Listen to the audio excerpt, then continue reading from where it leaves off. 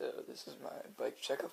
And right here I've got a DK Gavant frame and stock forks, stock cranks.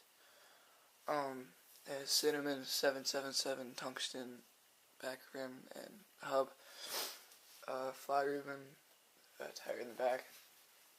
I got a mechanic half link on my chain, and some Odyssey PC Twisteds in gold.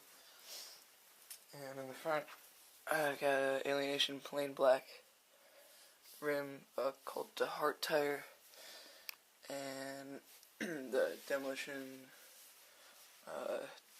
Bulimia hub. And then I got some, I'll call it hot bars, and Animal Edwin De La Rosa grips.